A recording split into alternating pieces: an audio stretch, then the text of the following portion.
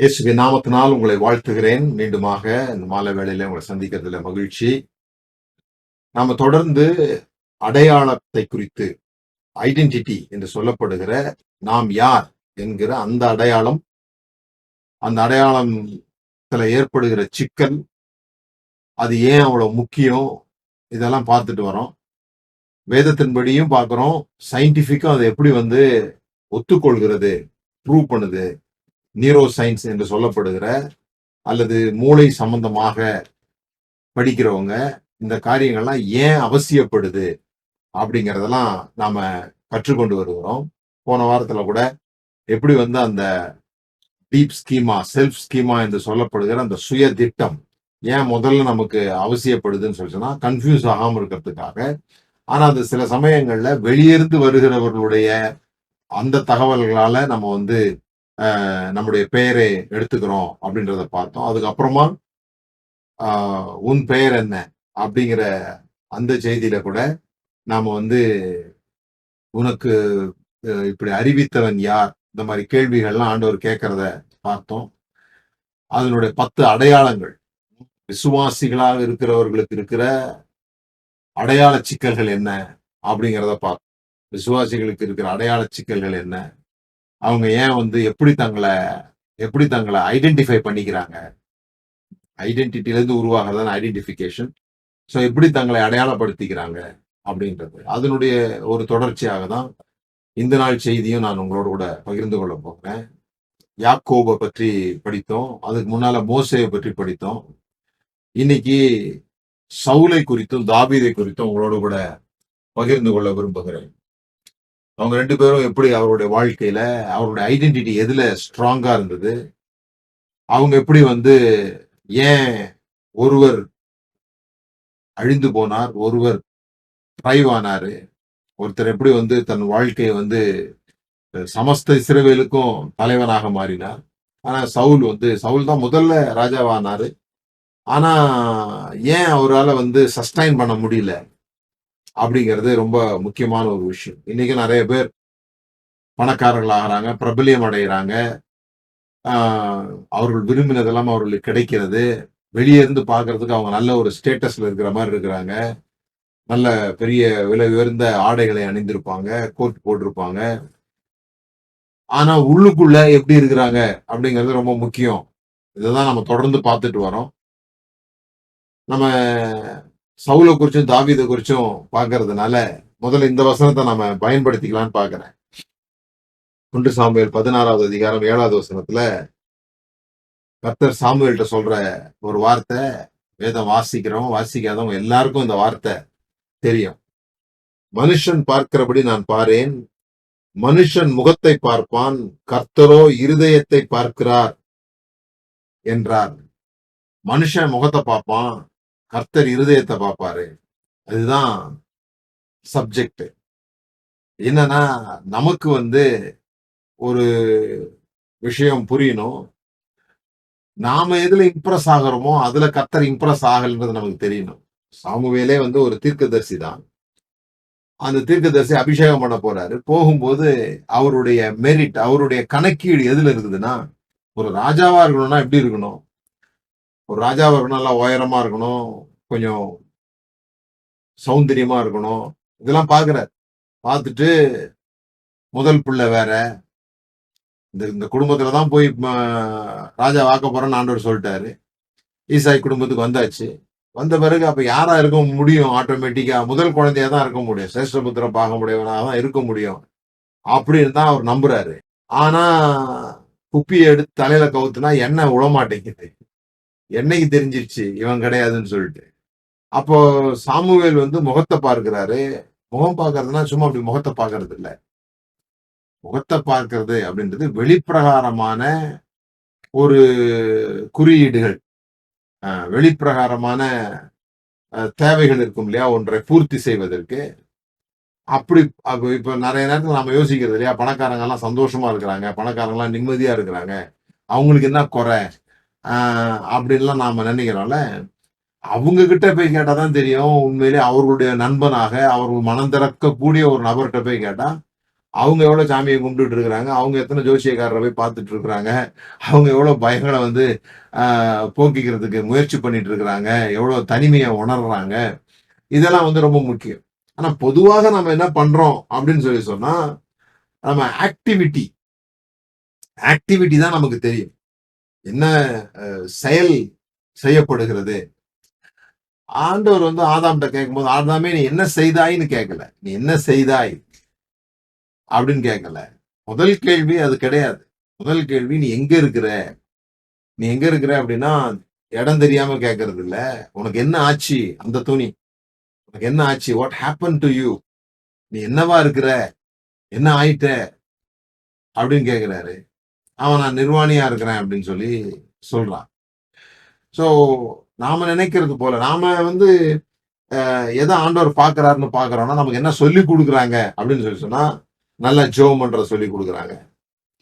இதெல்லாம் டெய்லி ஜெபம் பண்ணணும். பிறகு நல்லா கைகளை உயர்த்தி வாய்களை திறந்து ஆராதிக்கிறது, பிறகு ஊழியம் செய்கிறது, சபைகள்ல தலைவர்களா இருக்கிறது, அல்லது சபைக்கு வாரம் வாரம் வர்றது, வந்தபோது வாய்களை திறந்து நல்லா பாடுறது, என்துவாசிஸ்டிக்கா அட்டன் பண்றது, பார்ட்டிசிபேட் பண்றது, பிறகு நல்லா கொடுக்கறது, இதெல்லாம் வந்து மாஸ்டரையோ மற்றவர்களையோ நம்மையோ நாம் இம்ப்ரெஸ் பண்ணிக்க முடியும்.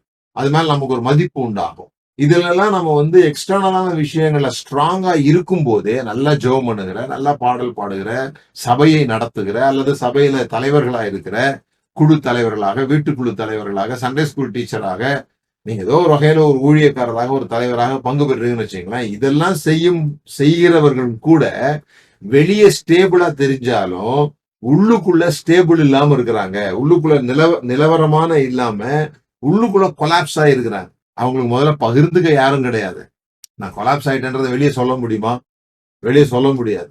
அது ஒரு சிக்கல் இருக்கு. ஏன்னா நம்முடைய அடையாளமே எதுல வந்துருச்சுன்னு சொன்னா, இது செய்யறதெல்லாம் வந்துருச்சு. இப்போ வெளியிருந்து பாக்குறவர்களுக்கும் கூட இது இப்ப நீங்க என்ன பாக்குறீங்கன்னு சொல்லி சொன்னா, நீங்க என்ன பத்தி முதல் முடிவு என்ன பண்ணுவீங்கன்னா, எனக்கு எந்த பிரச்சனையும் இல்லை, நான் வந்து ரொம்ப நல்லவன், நல்லா பேசுறவங்க எல்லாம் நல்லவங்கன்னு முடிவு பண்றவங்க தானே நம்ம.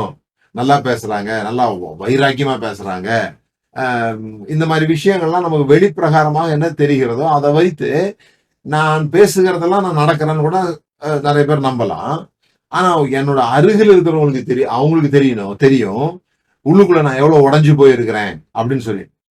சோ இந்த உள்ளுக்குள்ள உடைஞ்சு போயிருக்கிறேன்றத நான் வெளியே சொல்லிட்டா என்னோட இமேஜ் பாதிக்கப்பட்டுரும். நம்ப கூட மாட்டாங்க அந்த சமயத்துல. உங்களுக்கு என்ன அந்த மாதிரி பிரச்சனை, நீங்க பயந்தீங்களா அப்படி கேட்பாங்க. உங்களுக்கு பயம் வருமா? இவ்வளவு தூரம் விசுவாசத்தை பத்தி பேசுறீங்க, கர்த்தர் கூட இருக்கிறாருலாம் சொல்றீங்க, அப்ப நான் வந்து ஒருத்தட்ட இது மாதிரி நான் போகும்போது பயந்துட்டேன் அப்படின்னு சொல்லி சொன்னா, உங்க விசுவாசம் எங்க போச்சு அப்படி கேட்பாங்கல்ல. அந்த மாதிரி உள்ளுக்குள்ள ஒரு நபர் உடைந்து போயிருக்கிறது பெரும்பாலுமாக தெரிகிறது இல்லை, அல்லது நாம தெரிய விடுகிறது இல்லை. ஏன்னா நாம என்ன நினைக்கிறோம்னா, அப்படி தெரிஞ்சிச்சுன்னா நம்ம மேல போட்டு வச்சிருக்கிற நம்முடைய அடையாளம், நாம் யார் என்று மக்கள் நம்பிக்கை வைத்திருக்கிறார்களோ அது உடைஞ்சு போயிடுச்சுன்னா நாம அழிஞ்சு போயிடுவோம் நம்ம நினைக்கிறோம். இந்த செயல்கள் போயிடுச்சுன்னா நாமளே போயிடுவோம்னு நினைக்கிறோம். புரியுதுங்களா? அதுதான் இந்த கில்ட்டுக்கும் ஷேமுக்கும் இருக்கிற வித்தியாசம் பாருங்க. இந்த கில்ட் வந்து நீ இந்த குற்றம் செய்தாயின்னு சொல்லும். ஆனா ஷேம் இருக்குல்ல, அது வந்து நீ குற்றவாளினே சொல்லிடும். அதுதான் முதல் எமோஷனே வந்து இந்த வெட்கத்தை பத்தி வேதாகமத்துல போட்டிருக்குது. சோ நம்ம புரிந்து கொள்ள வேண்டியது, கிறிஸ்தவ வாழ்க்கையில பெரிய டேஞ்சர் என்னன்னா உபத்திரவம் கிடையாது. கிறிஸ்தவர்களுக்கு பெரிய டேஞ்சர் வந்து உபத்திரவம் கிடையாது. சபை பாருங்க, எப்பெல்லாம் உபத்திரவத்துக்குள்ள போச்சோ அப்பெல்லாம் நல்லாதான் வளர்ந்துச்சு. எப்போ வந்து அது சரியா வளராம போகுது, அல்லது பலவீனமாகுது, அல்லது ஹாலோ ஆகுது, சத்து இல்லாததாக போய் விடுகிறதுன்னு சொல்லி சொன்னா, அன்எக்ஸாமைன்டு லைஃப், நமக்கு உள்ளுக்குள்ள இருக்கிற நம்முடைய வாழ்க்கைய, நம்முடைய இருதயத்தை நம்மளால வந்து பரிசோதிக்க முடியாத போது, தன்னைத்தானே நிதானித்து அறிய முடியாத போது, நாம வந்து ஒரு வெளி உள்ள ஆக்டிவிட்டியை வந்து அதிகப்படுத்திக்கிறது நிமித்தமாக, இப்ப எப்படி நம்முடைய ஆவிக்குரிய வாழ்க்கை எடை போடுகிறோம்னா, எவ்வளவு ஒரு சர்ச்சினுடைய ஆவிக்குரிய வாழ்க்கை எப்படி எடை போடுறாங்கன்னா, எவ்வளவு ப்ரோக்ராம் அந்த சர்ச்சில் நடக்குதுன்றதை வச்சும், நாம எவ்வளவு ப்ரோக்ராம் அட்டன் பண்றதுன்னு வச்சு நம்ம ஆவிக்குரியவர்களாக நமக்கு நாமே சமாதானப்படுத்திக்கணும். இல்ல மத்தவங்க அவர் எப்பவுமே மீட்டிங்னா போயிடுவாருங்க அப்படிங்கிறது தான் மிக உன்னதமான ஒரு விஷயமா நம்ம நினைக்கிறோம்.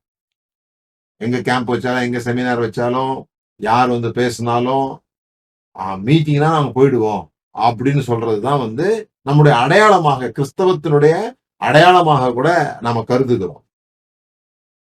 அல்லது இது ரொம்ப குறைவா யோசிப்பீங்கன்னு சொன்னா ஜெபம் பண்றதோ, பைபிள் படிக்கிறதோ, ஆனா இது எல்லாமே வந்து வெளிப்பிரகாரமான விஷயங்கள் தான் அப்படிங்கிறத நாம புரிந்து கொள்ளணும். அததான் இந்த நாள்ல நாம கவனிக்க பார்க்கணும். ஏன்னா நிறைய நேரம் நம்ம பிஹேவியர் மாடிஃபிகேஷன்ல தான் இருக்கிறோம். நம்முடைய நடைமுறை பழக்க வழக்கங்களை மாற்றிக்கொள்கிறதுல கவனம் செலுத்துகிறோமே தவிர நம்ம டிரான்ஸ்போர்மேஷன்ல இருதய மறுரூபமாகறதுல கவனம் செலுத்துறது இல்லை. அப்படின்னா பேச்சுக்கு அதெல்லாம் சொல்லுவோம் நம்ம, ஒரு ஒரு வார்த்தைகள் அதெல்லாம் இருக்குமே தவிர, ஆனா நம்முடைய கவனம் எங்க இருக்குதுன்னு சொல்லி சொன்னா நம்முடைய பழக்க வழக்கத்தை மாற்றிக்கொள்கிறது தான் இருக்குது, நம்முடைய நடவடிக்கைகளை மாற்றிக்கொள்கிறது தான் இருக்குது. அதுதான் சவுலுக்கும் தாவீதுக்கும் உள்ள வித்தியாசமா இருக்கு. சவுல் அபிஷேகம் பண்ணப்பட்டிருந்தான், தாவீது அபிஷேகம் பண்ணப்பட்டிருந்தான். சவுல் வந்து பவர்ஃபுல்லான ஒரு ஆளா இருந்தாரு, ஒரு கிஃப்டட் பர்சனா இருந்தாரு, தேவனால் தெரிந்து கொள்ளப்பட்டாரு. ஆனா வெளியே ஸ்ட்ராங்கா இருக்கிற அளவுக்கு உள்ள ஒரு ஸ்ட்ராங்கா இல்ல, உள்ள ஒரு கொலாப்ஸ்டா இருந்தார். அதான் நம்ம முக்கியமா கவனிக்க வேண்டிய ஒரு ஒரு ஒரு ஒரு விஷயம். So both were chosen. ரெண்டு பேரும் வந்து தெரிந்து கொள்ளப்பட்டவர்கள், ரெண்டு பேரும் அபிஷேகம் பண்ணப்பட்டவர்கள், ரெண்டு பேரும் தோற்று போனவர்கள் தேவனுக்கு முன்பாக செயல்களில. தாவீதுலாம் வந்து நம்முடைய பார்வையில பாத்தீங்கன்னா சவுலை விட மோசமான தப்பு செஞ்சது யாருன்னா நம்முடைய ஸ்டாண்டர்ட்ல, நம்முடைய கணக்கின்படி தாவீது தான் பெரிய பிரச்சனைக்காரர். ஆனா தாவீதை பார்த்து ஆண்டவர் சொல்றாரு என் இருதயத்துக்கு ஏற்றவன்னு சொல்றாரு.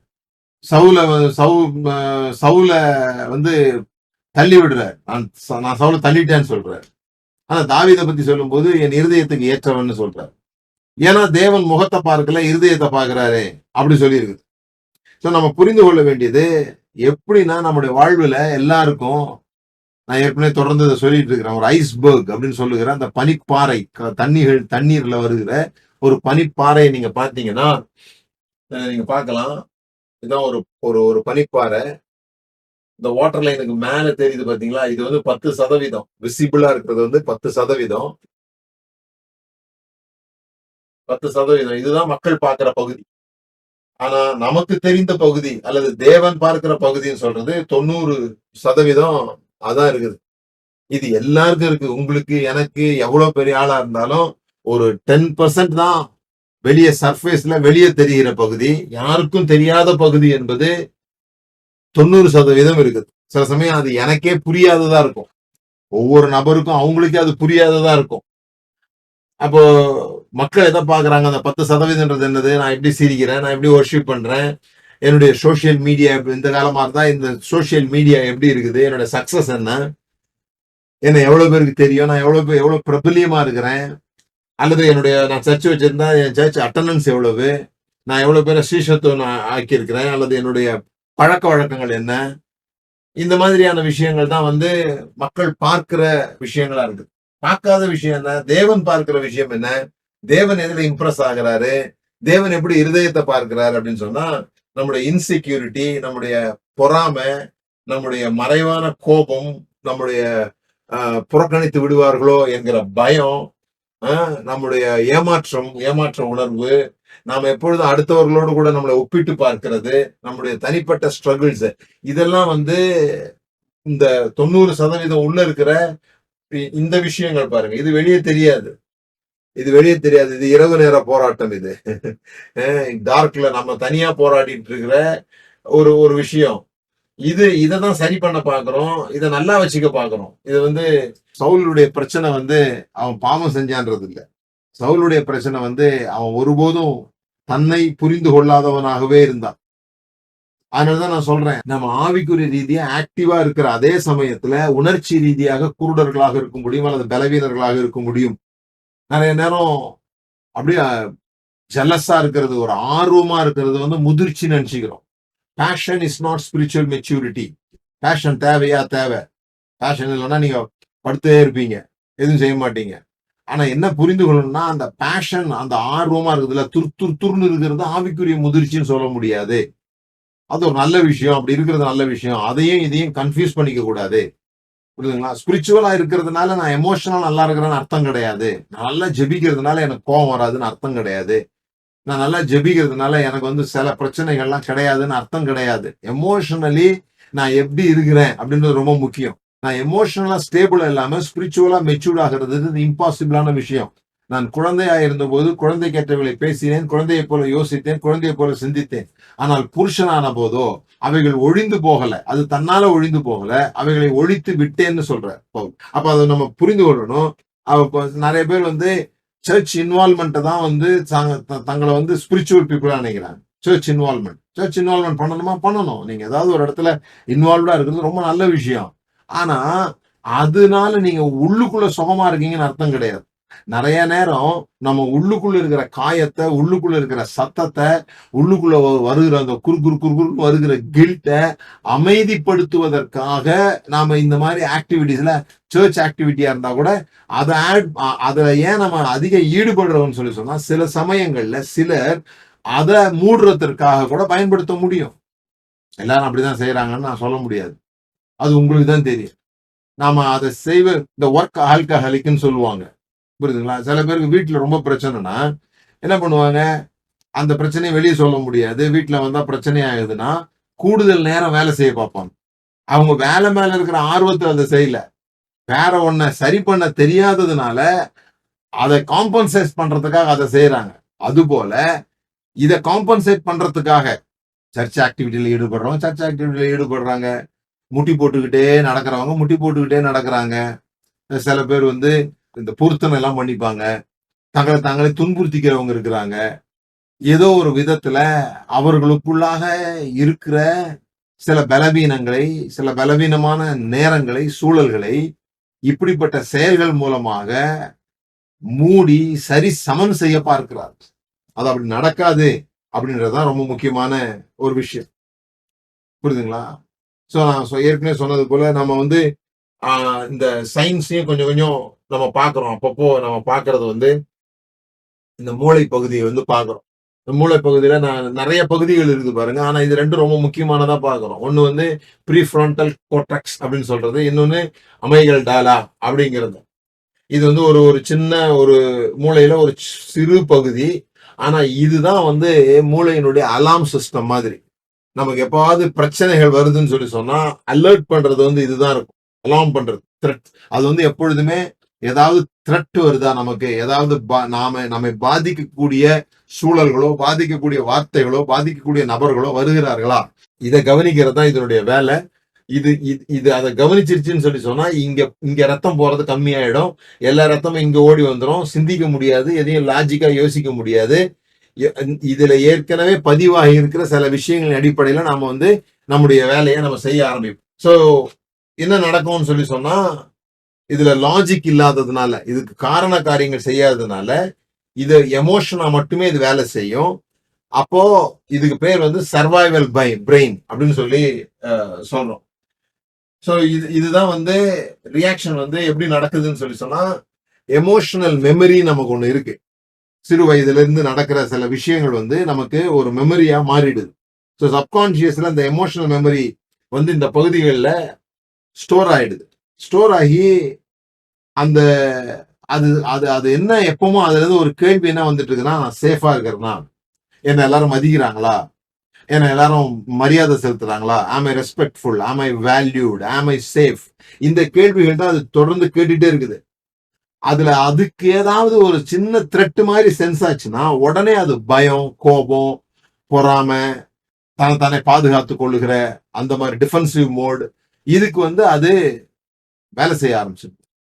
இதுதான் நம்ம புரிந்து கொள்ளணும். இப்போ இப்ப சவுலுக்கு என்ன பயம் ஆச்சு?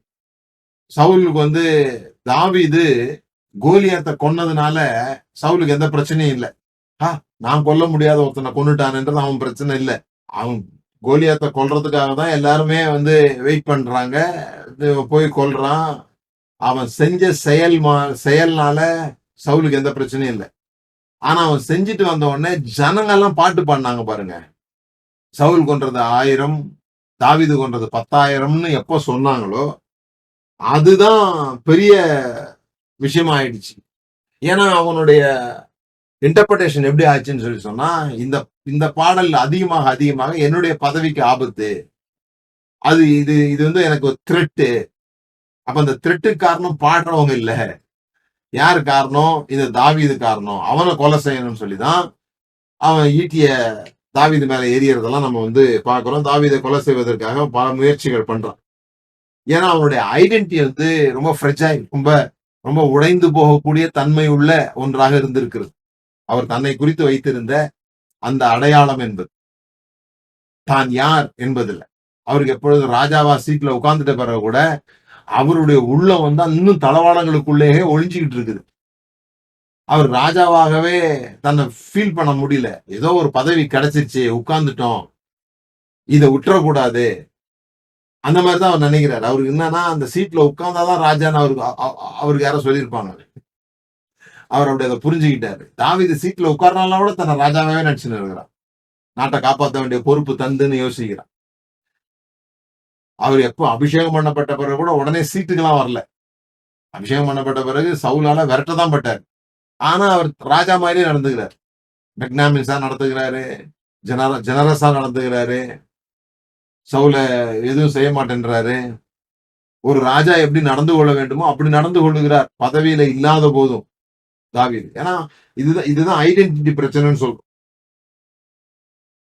நீங்க ஸ்பிரிச்சுவல் ஆக்டிவிட்டி நிறைய பேர் வந்து அதுல நல்லா இருக்கிறாங்க. ஆவிக்குரிய வாழ்க்கை என்று சொல்லப்படுகிற ஆவிக்குரிய செயல்கள் என்று கருதப்படுகிற சில விஷயங்களை செய்யறதுனால அவங்க தங்களை வந்து ஒரு மாதிரி நினைக்கிறாங்க. ஆனா செல்ஃப் அவேர்னஸ் இல்லாம, நாம யார் என்று தெரியாம ஏதோ ஒன்றை மூடி மறைப்பதற்காக நமக்குள்ள எழும்புகிற சில பயங்களை, சில அவமானங்களை, அமைதலா இருந்தா மேல எழுந்து வருகிற எண்ணங்களை மட்டுப்படுத்துவதற்காக, மூடுவதற்காக நாம ஸ்பிரிச்சுவல் ஆக்டிவிட்டியில ஈடுபட்டா கூட அது டேஞ்சரஸா தான் இருக்கும். ஏன்னா சவுல் வந்து பெரிய தவறு ஒன்றும் தாவீது மாதிரி பண்ணிடல பாருங்க. போய் என்ன பண்ணிட்டாருன்னு சொல்லி சொன்னா, இந்த பிரீஸ்டுக்காக காத்து இல்லாம இவரே போய், ப்ராஃபட்டுக்காக காத்து இல்லாம இவரே போய் அந்த வேலையை செஞ்சுட்டாரு. அது ஸ்பிரிச்சுவல் ஆக்டிவிட்டி தானே, கடவுளுக்காக தானே செஞ்சாரு. ஆனா சொல்லும் போது, கடவுள்கிட்ட சொல்லும் போதுதான் விஷயம் சொல்றாரு. அவர் கடவுளுக்காக செய்யல, என்னை பத்தி மத்தவங்க என்ன யோசித்துருவாங்க அதனால செஞ்சேன் அப்படின்னு சொல்றாரு. சவுலுடைய வாழ்க்கை வந்து ஒரு 3 காரியங்கள் உங்களோட கூட பகிர்ந்து கொள்கிறேன்.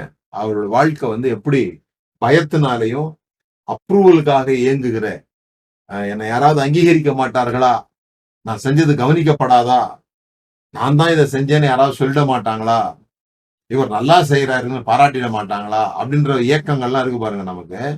அந்த மாதிரி இயக்கங்கள்ல உண்டான சிக்கல் தான் சவுலினுடைய வாழ்க்கையில ஏற்பட்ட வீழ்ச்சிக்கு காரணம். மிக முக்கியமாக 3 காரியங்களை நான் உங்களோட பகிர்ந்து கொள்ள விரும்புறேன். அதுல முதலாவது ஒண்ணு நம்ம இப்பதான் பார்த்தோம். தாவீது அவனுக்கு ஒரு விஷயம் சொல்றாரு, மத்தவங்க பாடுறாங்க, பாடின உடனே அந்த கம்பாரிசன் இருக்கு பாத்தீங்களா, அந்த கம்பாரிசன், தாவீது எந்த தவறுமே செய்யல, ஆனா சவுலுடைய இன்செக்யூரிட்டி அதை எப்படி இன்டர்பிரட் பண்ணுதுன்னா, மற்றவர்களை கொண்டாடினால் என்ன ரிஜெக்ட் பண்ணிட்டாங்க அப்படின்னு எடுத்துக்குது. வேற யாரோ என்னை பத்தி கண்டுக்கவே இல்லை, யாருமே என்ன எனக்கு மார்க்கே போடல, ஆனா இன்னொருத்தருக்கு அதிகமான மார்க் கொடுத்துட்டாங்கன்னா கூட ஆட்டோமேட்டிக்கா நான் அதை எப்படி இன்டர்பிரட் பண்றேன்னு சொல்லி சொன்னா, ஓ அப்பனா ஜனங்க என்ன புறக்கணிக்கிறாங்க, புது தலைவரை தேடுறாங்க, அப்படி ஆயிடுது பாருங்க. நிறைய நேரங்கள்ல நம்ம பைபிள்ல இருந்து சில விஷயங்கள் வித்தியாசமா சொல்லும் போது நான் வந்து இப்படி சொல்றேன்னு வச்சுக்கோங்களேன், எனக்கு ஆரஞ்சு பழம் ரொம்ப பிடிக்கும் அப்படி சொல்றேன். நான் ஆரஞ்சு பழம் ரொம்ப பிடிக்கும்னு சொன்ன உடனே மத்தவங்க அதை எப்படி இன்டர்பிரட் பண்ணிக்கிறாங்கன்னா, இவர் திராட்சையை வெறுக்கிறார், இவருக்கு மாம்பழம் என்றால் அறவே பிடிக்காது. இதெல்லாம் நான் சொல்லவே இல்லை. நான் சொல்றது என்ன சொல்றேன், எனக்கு ஆரஞ்சு பழம் பிடிக்கும்னு சொல்றேன். சோ சவுல் கொன்றது 1000, தாவீது கொன்றது 10,000 இந்த பாடலுக்காக பாடின ஒண்ணு இவருக்குள்ள எவ்வளவு பெரிய ஒரு ட்ரிகர் உண்டாக்கிடுச்சுன்னு சொல்லி சொன்னா, பயம், ரிஜெக்ஷன் இதெல்லாம் சவுலுக்குள்ள வந்துருச்சு. நாமும் கூட நிறைய நேரங்கள்ல அந்த மாதிரி தான் பயப்படுறோம். இந்த யாராவது வெற்றி பெற்றாங்கன்னா நாம என்ன நினைச்சுக்கிறோம், நாம தோத்து போயிட்டு தான் நினைச்சுக்கிறோம். யாராவது வெற்றி பெற்றால் பிரெயின் அதை என்ன சொல்லுதுன்னு சொன்னா, ஐ எம் ஃபாலிங் பிஹைண்ட் அப்படின்னு உடனே ஸ்ட்ரெஸ் வந்து அதிகமாகி ஆங்ஸைட்டியும் ரெஸ்ட்லெஸ்னஸும் நமக்குள்ளாக உண்டாக ஆரம்பிச்சது. அதுதான் வந்து பாய்சன் ஆஃப் கம்பேரிசன். இந்த இந்த அடுத்தவர்களோடு ஒப்பிட்டு நம்மளை பார்க்கிறோம் பாத்தீங்களா, என்ன எதுல ஒப்பிட்டு பார்த்தாலுமே சரி, நீங்க சில சமயம் சொல்ல மாட்டீங்க, நான் அப்படி ஒப்பிட்டு பார்க்கறது இல்ல, நான்லாம் யாரையும் ஒப்பிட்டு பார்க்கறது இல்லை அப்படின்னு சொல்லுவீங்க. ஆனா நீங்க ரீல்ஸ் பார்க்கும்போது ஒருத்தர் செய்யற சமையலை பார்த்த உடனே உங்களுக்கு ஒண்ணு தோணுது பாத்தீங்களா, அடடா இதை நம்ம செய்யாம போயிட்டோம்னு தோணுது பாத்தீங்களா, அங்கேயே ஒரு கேட்ச் இருக்குது. அங்கேயே ஒரு கேட்ச் இருக்குது. நம்ம ஹோட்டலுக்கு போனாலே நம்ம எதையும் நமக்கு தேவையான ஆர்டர் பண்ணாம பக்கத்து டேபிள்ல என்ன ஆர்டர் பண்ணிருக்காங்கன்னு பாக்குறவங்க தான். ஏன்னா நம்ம எப்பொழுதுமே இந்த கம்பேரிசன் மோட்லயே இருக்கிறோம். அந்த கம்பேரிசன் மோட்ல இருக்கிறதுனால நம்ம எப்பவும் ஒரு இரிட்டேஷனோட, ஒரு காம்படிஷனோட, ஒரு பதட்டத்தோட, கசப்பு, எதிர்ப்புணர்வு, இந்த மாதிரி விஷயங்கள்லாம் இந்த கம்பேரிசன் பண்றதுனால உண்டாகுது என்பதை நாம புரிந்து கொள்ளணும் இல்லையா. வேலையை கம்பேர் பண்றோம், வீடை கம்பேர் பண்றோம், காரை கம்பேர் பண்றோம், எவ்வளவு ஃபாலோவர்ஸ் இருக்காங்க, எவ்வளவு சம்பளம் வாங்குறாங்க, அவங்க மேரேஜஸ் எப்படி இருக்குது, பாடி இமேஜை கம்பேர் பண்றோம், பிள்ளைங்களை வச்சு கம்பேர் பண்றோம். பிள்ளைங்களை நல்லா படிக்க வச்சிருக்குமா, நல்லா படிக்க வைக்கலையான்றது, பக்கத்து வீட்டு பிள்ளை நல்லா படிச்சிருச்சுன்னு சொல்லி சொன்னா நாம நல்லா படிக்க வைக்கல அப்படின்னு பிள்ளைய போட்டு சாத்துன்னு சாத்துறோம். அதை நல்லா படிக்க வைக்கணும், ஏன்னா அது மூலமா நம்மளுடைய அடையாளத்தை எடுத்துக்க பாக்குறோம். இந்த மாதிரியான நிறைய விஷயங்கள், அதுவும் இப்போ வந்து இந்த சோசியல் மீடியா வந்த பிறகு இந்த விஷயங்கள் வந்து ஆம்பிளிஃபைடா தெரியுது, பெரிதுபடுத்தி காட்டப்படுகிறது. உண்மையிலே அது வந்து ஒரு லென்ஸ் மாதிரி ஆயிடுச்சு. எவ்வளவு நம்ம வீக்கா இருக்கிறோம், எவ்வளவு அப்ரூவலுக்கு ஏங்குறோம், அதெல்லாம் வந்து இந்த விஷயங்கள்லாம் வந்த பிறகு பெருசுபடுத்தி இது எல்லாருமே இப்படிதான் இருக்கிறோம். உலகத்து உண்டான முதற்கொண்டு இப்படிதான் இருந்தோம். காயினுக்கும் ஆபேலுக்கும் அதான் பிரச்சனை. அவர் ஏத்துக்கிட்டாரு, என்ன ஏத்துக்கல, அதான் பிரச்சனை. ஆனா இப்போ வந்து ரொம்ப மேக்னிஃபை ஆகி காண்பிக்குது. அதனால மற்றவர்களோடு ஒப்பிட்டு பார்க்கும் பொழுது நம்முடைய சந்தோஷமும் நம்முடைய சமாதானமும் அது மெதுவாக நம்மளை விட்டு எடுத்துக்குது. அது வந்து மோசமான ஒரு நிகழ்வு வந்து நமக்கு தருது. ரெண்டாவது வந்து அடிக்ஷன் டு அப்ரூவல். 1 சாமுவேல் 15வது அதிகாரம் 24வது வசனம் வாசிக்கிறாங்க. அப்பொழுது சவுல் சாமுவேலை நோக்கி, நான் கர்த்தருடைய கட்டளையும் உடைய வார்த்தைகளையும் மீறினதினாலே பாவம் செய்தேன். நான் ஜனங்களுக்கு பயந்து அவர்கள் சொல்லை கேட்டேன். I feared the people and obeyed their voice. எதுக்காக? ஜனங்களுடைய அப்ரூவல் வேணும் அப்படிங்கிறதுக்காக. ஜனங்களுடைய அப்ரூவல் வந்து இந்த அப்ரூவல் அடிக்ஷன் இருக்குல்ல, இது வந்து நரம்பு சம்பந்தப்பட்டதுன்னு சொல்றாங்க, நியூராலஜிக்கல் சம்பந்தப்பட்டது அப்படின்னு சொல்றாங்க. அதாவது நம்முடைய சரீரத்துல அது வந்து சில கெமிக்கல்ஸ் உருவாக்குது, அதான் நியூராலஜிக்கல்னு சொல்றது. இப்போ நம்மளை யாராவது பாராட்டும் போது நமக்கு இன்பத்தை ஏற்படுத்துகிற, சந்தோஷத்தை ஏற்படுத்துகிற அந்த ஹார்மோன் வந்து வெளிப்பட ஆரம்பிக்குது. டோபமைன் என்று சொல்லப்படுகிற ஹார்மோன் வந்து வெளிப்பட ஆரம்பிக்குது. அதுக்கு பேர் ரிவார்டு கெமிக்கல்னு சொல்றாங்க. அது நமக்கு நல்லா இருக்கும். அது நம்முடைய பிஹேவியரை இன்னும் நல்லா வச்சுக்கும். ஆனா நம்முடைய ஐடென்டிட்டி அதுல இருக்கும்போது, வீக்கா இருக்கும்போது, நாம வந்து அந்த டோபமைனை அதிகமா எதிர்பார்ப்போம். டோபமைன் பிரச்சனை என்னன்னா, அது ஒரு லிமிட்டுக்கு வந்த பிறகு சர்ன்னு கீழே போகும். அப்போ கூடுதலாக நம்ம வேலை செய்ய ஆரம்பிப்போம், அது வேணுங்கிறதுக்காக. அதுதான் நம்மளை வந்து டயர்டாகும். இன்னைக்கு சொல்றோம் இல்லையா, இந்த மொபைல் அடிக்ஷன், இந்த போன் அடிக்ஷன்லாம் சொல்றோம் இல்லையா, இது எல்லாமே இந்த டோபமைன் வந்து மூளையில வந்து ஹிட் ஆகிறதுனாலதான் திரும்ப திரும்ப அதை வந்து அதிகமா செய்யணும் அப்படின்னு நினைக்கிறேன். சோ அப்ப நம்ம வந்து என்ன ஆயிடும்னு சொல்லி சொன்னா, வேலிடேஷன் சீக் பண்ண ஆரம்பிச்சோம். நாம செய்கிறதற்கான என்ன சொல்றாங்க அப்படின்னு சொல்லி கமெண்ட் என்ன வந்திருக்குதுன்னு வேலிடேஷனுக்காக எதிர்பார்க்க ஆரம்பிச்சிருவோம்.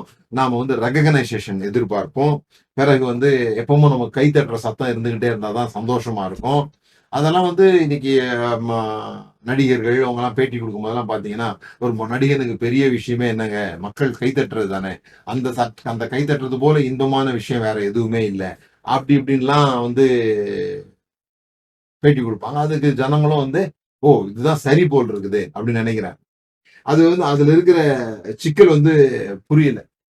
இதையே கடவுள்ட்ட வரும்போது நீங்க பார்த்தீங்கன்னு சொன்னா, அப்ரூவல் நமக்கு தேவைப்படும் பொழுது, when approval became your oxygen, obedience became optional.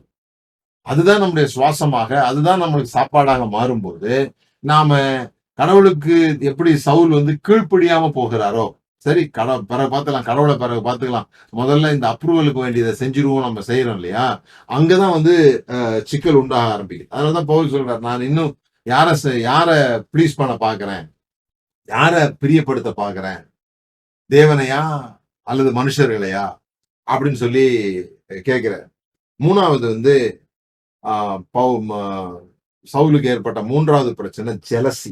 தாவீது எப்பொழுதுமே தேவனை நோக்கி ஓடினான். தேவனை பின்பற்றுகிறவனாக இருந்தான். He chased God. ஆனா சால் வந்து எப்பொழுதுமே சேஸ்ட் டேவிட். அவன் தாவீத துரத்துகிறவனாகவே இருந்தான். தாவீதுக்கு பின்னால போகிறவனாகவே இருந்தான். ஏன்னா எப்பொழுதுமே இந்த பொறாமை இருக்கு பாருங்க, அது நம்முடைய ஃபோக்கஸ ஷிஃப்ட் பண்ணிரும். இப்ப பைபிள்ல ஒரு வார்த்தை சொல்லியிருக்குது, பழி வாங்குதல் எனக்குரியது. நானே பதில் செய்வேன்னு சொல்லிருக்குல்ல. இந்த வசனத்த வச்சுக்கிட்டு, கர்த்தர் என்ன இன்னும் பழி வாங்கல அப்படின்னு பார்த்துட்டு இருக்கவங்க நெறைய பேர் இருக்காங்க. நான் பதில் செய்வேன்னு அர்த்தம். நான் பார்த்துக்கிறேன். நீ அத விட்டுரு.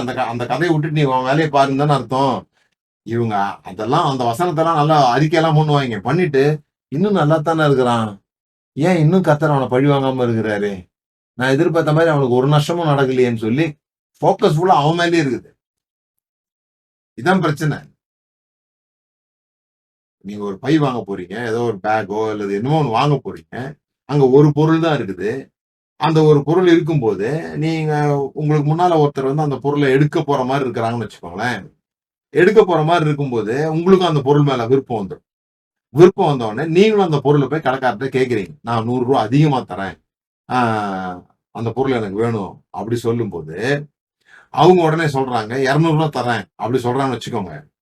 இப்போ உங்களுடைய ஃபோக்கஸ் இந்த பொருள்ல இருந்து விலகிடும். நீங்க எதுக்கு விருப்பப்பட்டீங்களோ, எதுக்காக போய் ரூ. 100 அதிகமா குடுக்குறேன்னு சொன்னீங்களோ, அந்த ஃபோக்கஸ் அதிகம் போயிடும். போயிட்டு இந்த நபர் மேல ஃபோக்கஸ் ஆயிடும். இப்ப இதுதான் 2 பேருக்கான சண்டைன்னு மாறிடும். இப்ப இத 2 பேருமே விரும்பல. இப்ப ஒருத்தரோட ஒருத்தர் ஜெயிக்கிறத தான் விரும்புறாங்க. விளங்குதுங்களா? இதுதான் வந்து ஜெலஸ்ல உருவாகுது. ஃபோக்கஸ் வந்து மாறிடும். அன்ஹீல்ட் இன்செக்யூரிட்டி பிகேம்ஸ் டிஸ்ட்ரக்டிவ் பிஹேவியர். ஆனா தாவீதினுடைய இருதயம் எப்படி இருந்தது பாருங்க. தாவீது வந்து சரியான நபரா, ஃப்ளாலெஸ்ஸா, சூப்பரான ஆளா? அதெல்லாம் கிடையாது. ஆனா தாவீதுக்கு என்ன ஒரு பெரிய விஷயம் இருந்ததுன்னா, அவர் வந்து நடிக்கிறதே கிடையாது. அவர் வந்து பொலிட்டிக்கலி கரெக்ட்டா இருக்கணும். தான் ராஜா. தன்னோட வீக்னஸ்லாம் வெளிய தெரியக்கூடாது. அ தான் வந்து இப்போ நம்ம இப்ப ஊழியம் செய்ற எனக்கெல்லாம் என்ன பிரச்சனை? இப்ப எனக்கு கோவம் வந்தா கூட இங்க கோவத்த காட்ட முடியாது. இது முடிச்சுட்டு போய் நான் காட்டலாம். அப்படி இருக்குல்ல. அப்ப என் கூட இருக்கிற யாராவது மத்தவங்கள்ட்ட, எனக்கு தெரியாதவங்கள்ட்ட ஒரு கோபக்காரன்னு சொல்லிடக்கூடாது. அப்பன்னா அவன் எனக்கு துரோகம் பண்ண மாரி ஆயிடும். என்னுடைய குற்றங்களை, இந்த மாரி பலவீனங்கள்லாம் மூடி மறைக்கிறது தான் லாயல்ன்னு நான் வேற யோசிக்கிறேன். ஆனா தாவீது எதையும் பிரெட்டண்ட் பண்றதே கிடையாது. எதனாலும் ஓப்பனா சொல்லிடுறது. எனக்கு கோவமா இருக்கிறேன். ஆண்டவரே நான் கோவமா இருக்கிறேன். அப்படிங்கிறது.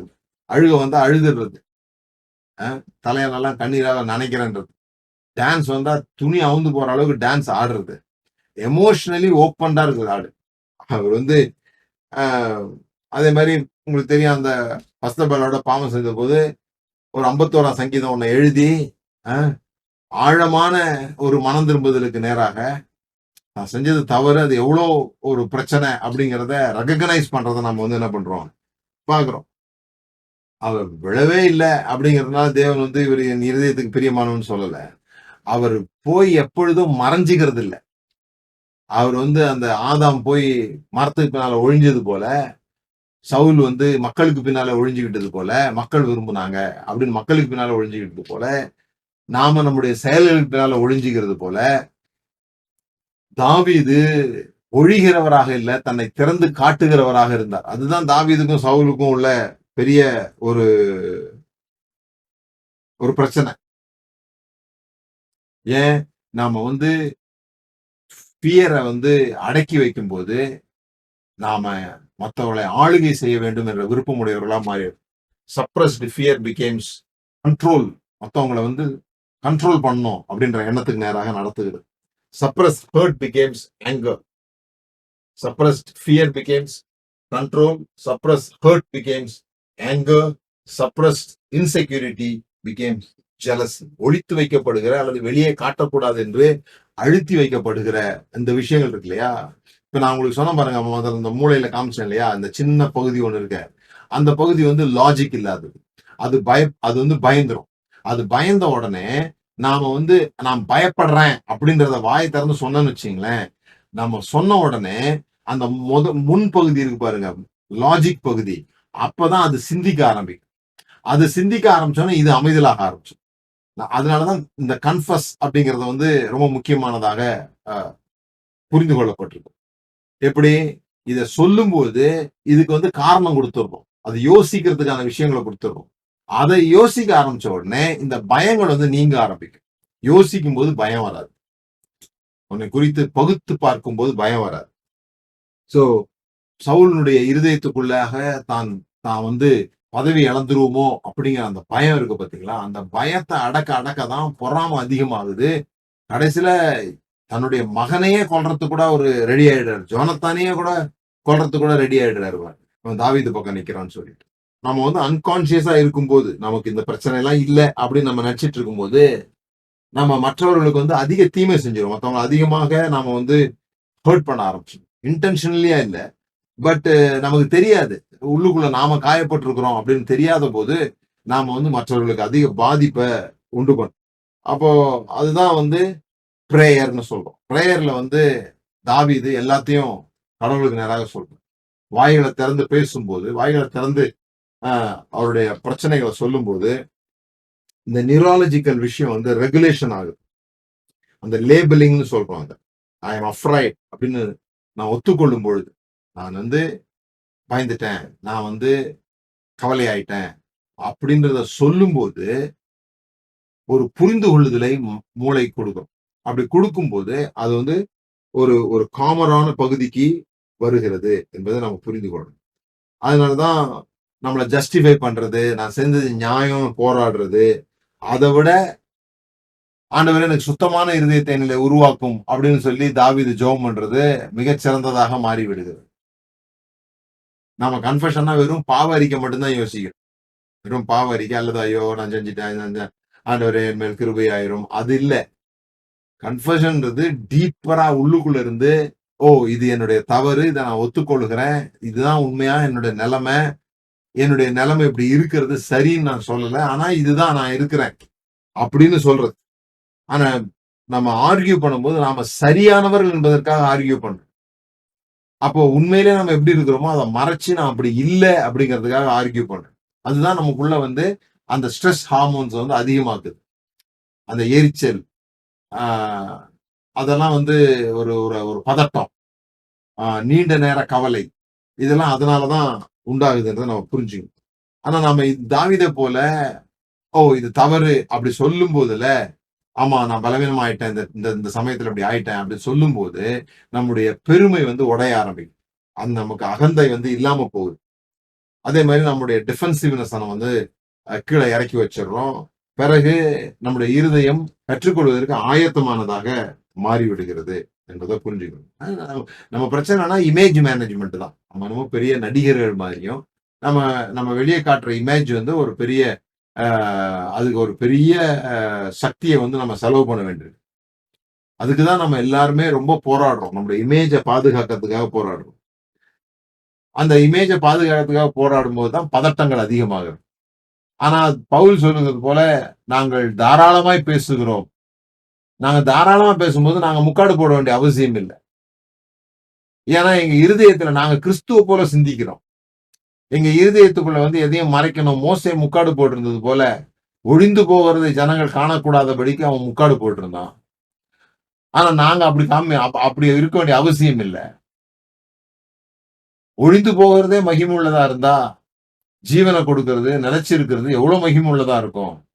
அந்த ஐடென்டிட்டி அவர் பவுலுக்கு இருக்கிறதா அவர் சொல்ற, நான் எதையும் மறைக்க வேண்டிய அவசியம் இல்லை, நாங்கள் தாராளமாய் பேசுகிறோம். Transparency activates healing. அதுதான் யாக்கோபு சொல்றார், நீங்க ஒருவருக்கு ஒரு அறிக்கை செய்யும் போது சுகம் உண்டாகுதுன்னு சொல்ற. அது எப்படி செய்யணும் அதெல்லாம் வேற விஷயம். அதெல்லாம் ஒரு ஆழமான படிப்பினைக்குள்ளாக நம்ம போக வேண்டிய அவசியம் இருக்கு. ஆனா நாம இந்த சபைகள்ல சொல்லுகிற பாவ அறிக்கையை பத்தி நான் பேசல. அழுது ஆண்டவரே என்ன மன்னிச்சிருங்கப்பா அந்த அது கூட சில சமயம் ஒரு நடிப்பாக மாறி விடுகிறது. அத பத்தி நம்ம பேசலன்றத நீங்க அ புரிஞ்சுக்கணும். ஸோ நாம புரிந்து கொள்ள வேண்டியது நம்முடைய ஐடென்டிட்டி வந்து நம்முடைய வேலை, நம்முடைய டைட்டில், நம்முடைய ரெகக்னிஷன், நம்முடைய சக்சஸ்ல இருந்தால், நாம எப்பொழுதுமே அதை இழந்து போய் விடுவோமோ என்கிற பயத்திலேயே இருப்போம்.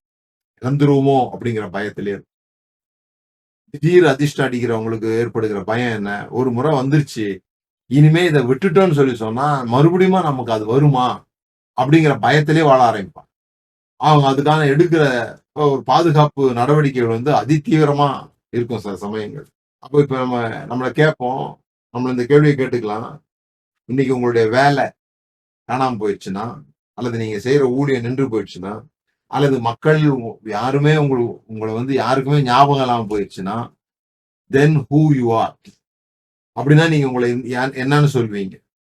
தாவீது ராஜாவாகறதுக்கு முன்னாலேயே என்னுடைய இருதயத்துக்கு ஏற்றவன், பிரியமானவன், பிலவட் அப்படின்றார் ஆண்டவர்.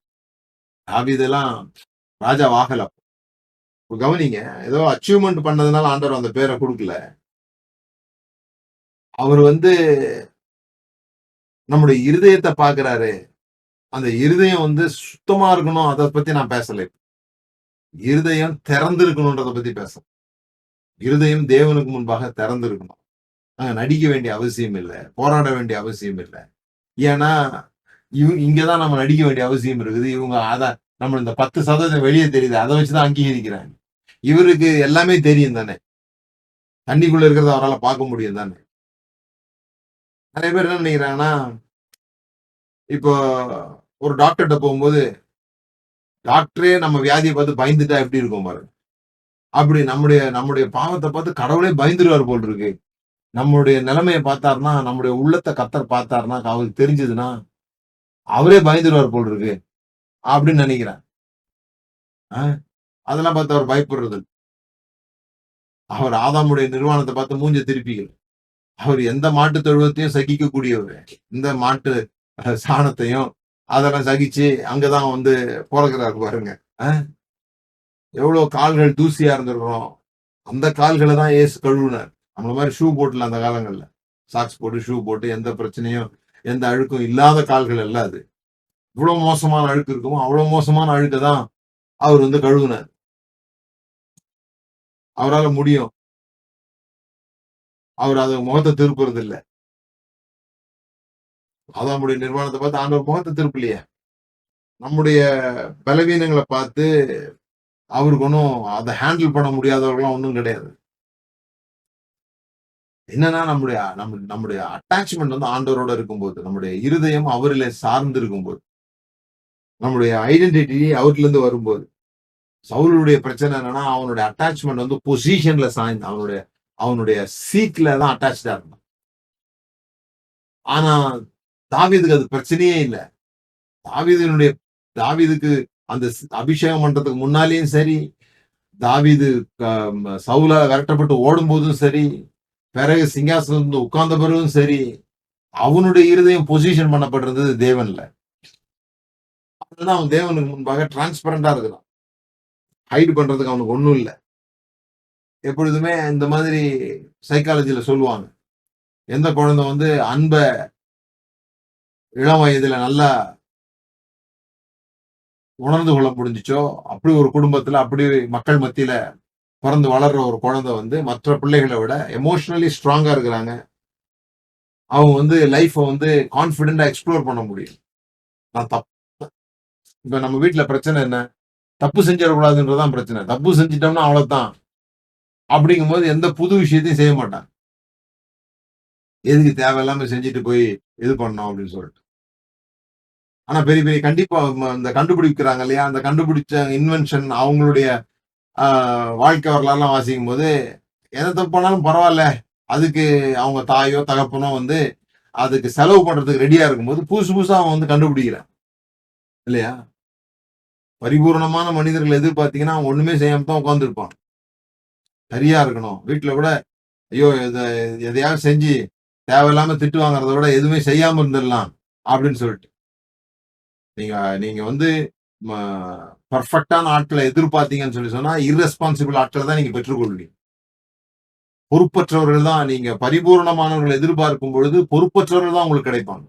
ஆனா அவங்களுக்கு நீங்க என்ன செஞ்சாலும் உங்களுடைய அன்பு அவங்களுக்கு இருக்குது, அவங்க தவறிட்டா கூட உங்க அன்பு அவங்களுக்கு இருக்குது அப்படின்ற ஒரு ஒரு விஷயத்தை நீங்க கொடுத்துட்டீங்கன்னா பொறுப்பு மிகுந்தவர்களை நீங்க உருவாக்கிட முடியும். ரெஸ்பான்சிபிள் பர்சன் ஆயிடுவாங்க அவங்க. சில சமயம் அது முரண் மாதிரி தெரியும் உங்களுக்கு. தேவன்ல நம்முடைய ரூட்டை வச்சிருக்கும் போது காம்படிஷன்லாம் நமக்கு ஒரு பெரிய பிரச்சனையாவே இருக்காது. அந்த காம்படிஷனை கண்டு நம்ம பயப்பட போறது இல்லை. ஏன்னா நமக்கு தெரியும் என்ன ஜெயிச்சாலும் தோத்தாலும் நான் எதுல உறுதியா இருக்கிறேன்னா நான் தேவனுடைய பிள்ளை என்பதுல, தேவனில் அன்பு கூறுகிறார் என்பதுல, நான் தேவனுடைய அவயவத்துல ஒருத்தன் என்பதுல, நான் தேவனுடைய ஆலயம் என்கிறதுல நான் உறுதியா இருக்கும் போது, அதெல்லாம் என்னன்னு புரிஞ்சுக்கிட்டு நான் உறுதியா இருக்கும் போது இந்த காரியங்கள்லாம் எனக்கு ஒண்ணும் செய்ய போறது இல்லை. சோ இப்போ நாம சில விஷயங்களை புரிந்து கொள்ளணும். எழுதுறவங்களாம் கூட நீங்க எழுதி கொள்ளலாம். நீங்க வாரம் ஒரு முறையாவது உட்கார்ந்து அல்லது ஒரு பிரச்சனை நடக்கும்போது உட்கார்ந்து யாராவது உங்களை குறை சொல்லிட்டாங்க, நீங்க ஹர்ட் ஆயிட்டீங்க அப்படின்னு சொன்னா ஏன் இந்த வார்த்தை, இந்த கிரிட்டிசிசம் என்னை இவ்வளவு காயப்படுத்துவதற்கு காரணம் என்ன? அவங்க ஏன் என்ன காயப்படுத்தினாங்க? அந்த கேள்வி கேட்காதீங்க. அவங்க காயப்படுத்தினாங்கல்ல, ஏன் இந்த வார்த்தை அல்லது இந்த நடவடிக்கை அல்லது இப்படி சொல்லும் போது நான் ரொம்ப காயப்பட்டுறேன், ஏன் காயப்படுகிறேன் என்பதை யோசி. ஏன் எனக்கு எப்பவும் கான்ஸ்டன்டா ஒரு ரெகக்னேஷன் தேவைப்பட்டுக்கிட்டே இருக்குது, அதை யோசி. ஒரு நோட்டு போட்டு எழுதுங்க. என்ன மனசுல வருதோ அதை எழுதுங்க. எனக்கு எப்பொழுதும் என்னை யாராவது பாராட்டிட்டே இருக்கணும். ஏன்னா நான் பாராட்டினாதான் நான் ஒரு ஒரு வேல்யூபிளாவே நான் உணர்றேன். நான் செய்யறது ஒரு பிரயோஜனமா எனக்கு தெரியுது அப்படின்ற மாதிரி உங்களுக்கு மனசுல என்ன வருதோ அதை நீங்க எழுதுங்க. நான் ஏன் மற்றவருடைய வெற்றி கண்டு பயப்படுகிறேன் அப்படி இருந்தீங்கன்னா நீங்களே உங்களை கண்டுபிடிக்கிறதுக்கு தான் சொல்றேன். Why am I threatened by others' success? இந்த செல்ஃப் அவேர்னஸ், சுய விழிப்புணர்வு இருக்கு இல்லையா, இது ஒரு வீக்னஸ் கிடையாது. இதுக்கு பேர் தான் ஸ்பிரிச்சுவல் விஸ்டம்னு சொல்லுவோம். ஸோ அதே மாதிரி உங்களுடைய ஜபங்கள்ல எமோஷனல் ஹானஸ்டிய வெளியே கொண்டு வர பாருங்க. உங்களுக்கு என்ன இருக்குதோ அந்த எமோஷனை லேபிள் பண்ணுங்க. அந்த எமோஷனுக்கு பேர் கொடுத்து அந்த எமோஷனை வெளியே கொண்டு வந்துருங்க. உங்களுடைய ஐடென்டிட்டிய கடவுள்ல பில்ட் பண்ணுங்க, வெற்றிகள்ல இல்ல. அதே போல மிக முக்கியமா நமக்கு சில சமயங்கள் இந்த பிரச்சனை இருக்கும். மற்றவர்கள் வெற்றி பெறுகிறது நமக்கு கொஞ்சம் சங்கடமா இருக்கும் சில சமயங்கள்ல. அதுவும் நமக்கு பிடிக்காதவங்க, நாம யார அறிவாளியா நினைக்கலையோ, யார மட்டமா யோசிச்சிருக்கோமோ அவங்க வெற்றி பெறும்போது இன்னும் கொஞ்சம் கஷ்டமாயிடும் நமக்கு. அந்த மாதிரி நேரங்கள்ல இன்டென்ஷனா கதற உங்க உள்ளுக்குள்ள அதெல்லாம் செய்யறதுக்கு ஒரு மாதிரி இருக்கும். ஆனா அவங்கள நேர்ல போய் வாழ்த்துங்க, அவங்களுக்கு ஒரு கிஃப்ட் வாங்குங்க, அவங்க எப்படியாவது பாராட்டுங்க. முதல்ல அது நடிக்கிற மாதிரி தெரியும், இருக்கட்டும், நடிங்க முதல்ல, அப்புறமா அது இயல்பா மாறும். சோ எப்பொழுதுமே ரொம்ப பிஸியா உங்களை வச்சுக்கிறது அந்த மாதிரி இல்லாம, நீங்கள் அமர்ந்திருந்து நானே தேவன் என்று அறியுங்கள் அப்படின்னு சொல்லி. சோ நீங்க சுறுசுறுப்பா இருந்து நீங்க துருன்னு வேலைகளை செஞ்சு தேவன் அறியறது பத்தி சொல்லல. நீங்கள் அமர்ந்திருந்து இந்த காம்னஸ், ஸ்டில்னஸ், அதுல நீங்க தேவனை அறிந்து கொள்ள முடியும். மற்றபடி நீங்க களைப்படைய ஆரம்பிச்சுடுவீங்க. மற்றபடி நீங்க வருத்தப்பட்டு பாரம் சுமக்க ஆரம்பிச்சுடுவீங்க. அவங்கள பார்த்துதான் ஆண்டவர் கூப்பிடுறாரு, வருத்தப்பட்டு பாரம் சுமக்கிறவர்களே என்னிடத்தில் வாருங்கள், நான் உங்களுக்கு இளைப்பாறுதல் தருவேன் அப்படின்னு சொல்றது. ஏன்னா நாம எப்போ கண்டுகொள்ளப்படலையோ, எப்போ நமக்கு பதிலாக வேற ஒருத்தர் வந்துருவாங்களோ நம்ம பயப்படுறோமோ, எப்போ நம்ம ரொம்ப களைப்படைந்துடுறோமோ, எப்போ இன்செக்யூர்டா ஃபீல் பண்றோமோ, பாதுகாப்பற்ற உணர்வாக நாம் இருக்கிறோமோ, எப்போ ப்ரெஷர்டு வருதோ, எப்பவும் நம்ம நிரூபிச்சுக்கிட்டே இருக்க வேண்டியது இருக்கிற அந்த தன்மை இருக்குதோ, இப்பெல்லாம் நம்ம கவனமா உட்கார்ந்து ஏன் இந்த விஷயங்கள் எனக்குள்ளாக வருகிறது, எங்க நான் சுகமடைய வேண்டியது இருக்குது, என்னுடைய ஐடென்டிட்டி ஏன் எதுல இருந்தா இந்த காரியங்கள் வருது, அப்ப நான் என் ஐடென்டிட்டியை, என்னுடைய அடையாளத்தை எப்படி தேவனிடத்துல மாற்றுகிறது என்பதை நீங்க உட்கார்ந்து யோசிங்க. உங்களுக்கு உதவி செய்ய நாங்க இருக்கிறோம்.